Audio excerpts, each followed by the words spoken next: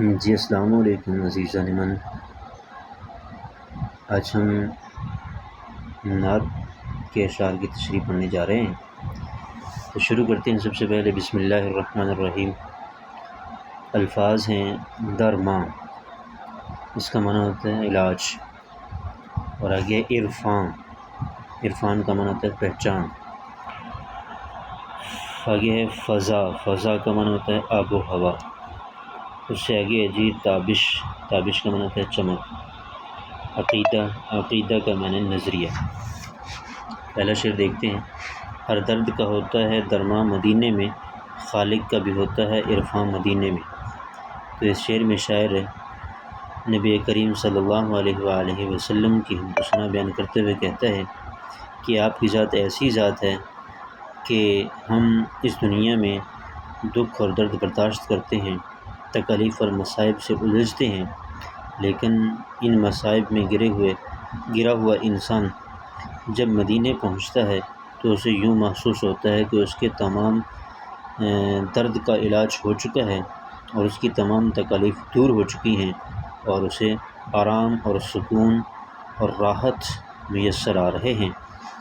تو یہ نبی کریم صلی اللہ علیہ وسلم کی صحبت اور آپ صلی اللہ علیہ وسلم کے شہر کا اثر ہے کہ جب انسان دکھوں کا مارا ہو وہاں پہنچتا ہے تو انسان کے سارے دکھ درد دور ہو جاتے ہیں۔ آگے شعر کہتے ہیں خالق کا بھی ہوتا ہے عرفان مدینے میں۔ خالق کا معنی ہوتا ہے پیدا کرنے والا۔ تو شعر کے کہنے کا مقصد یہ ہے کہ نبی کریم صلی اللہ علیہ وآلہ وسلم کی تعلیمات جب ہم دیکھتے ہیں اور سنتے ہیں اور پڑھتے ہیں اور ان پر عمل پیرا ہوتے ہیں، اور اسی حال میں ہم مدینے پہنچتے ہیں تو ہمیں احساس ہوتا ہے کہ اس کائنات کو پیدا کرنے والی ذات کون سی ہے۔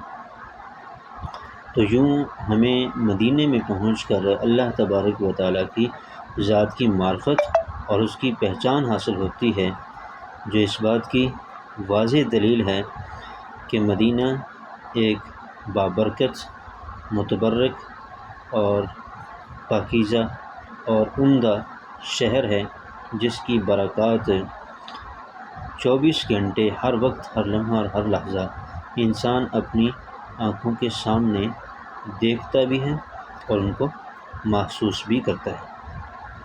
تو مدینے پہنچ کر انسان کو اللہ تعالیٰ کی معرفت اور پہچان بھی حاصل ہوتی ہے۔ آگے ہے خاک در اقدس پہ رکھتی ہے جبیں دنیا، اس طرح نکلتے ہیں ارماں مدینے میں۔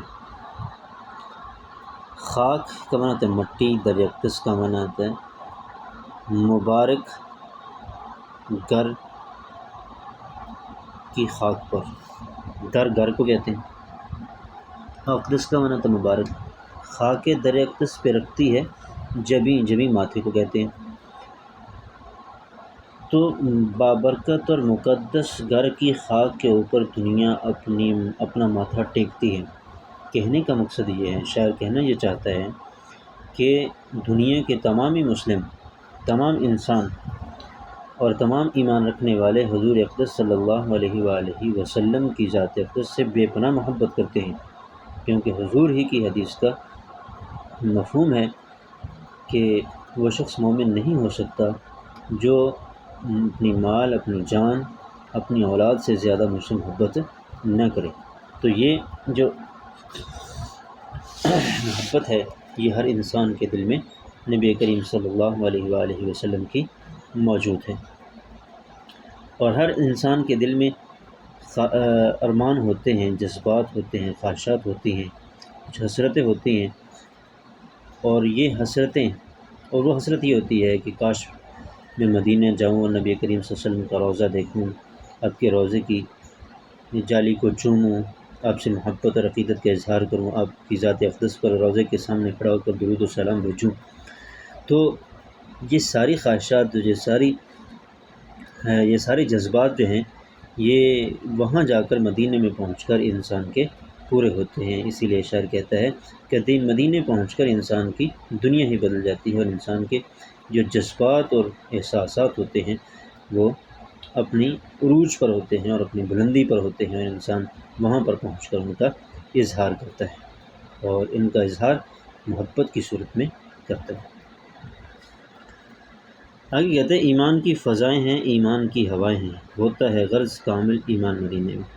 اس شعر میں شاعر مدینے کا ماحول، مدینے کی آب و ہوا، مدینے کے صبح و شام اور مدینے کی زندگی کو بیان کرتے ہوئے کہتا ہے کہ جب انسان مدینے میں پہنچتا ہے تو وہاں چونکہ حضور صلی اللہ علیہ وسلم کی ذات اقدس کا روضہ مبارک موجود ہے اور آپ صلی اللہ علیہ وسلم مدینے میں آرام فرما ہے، تو وہاں پر آپ کی نسبت کی وجہ سے ہر وقت ایمان کی فضائیں اور ایمانی کی ہوائیں وہاں چلتی رہتی ہیں، اور لوگوں کے اندر ایمانی جذبہ، محبت، ایثار، ہمدردی، پیار، یہ چیزیں وہاں پر دیکھنے کو ملتی ہیں، انسانیت وہاں پر نظر آتی ہے۔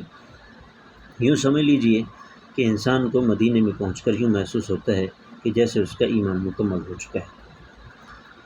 تو یہ تشریح آج 3 اشعار کی آپ نے لکھنی اور یاد کرنی ہے۔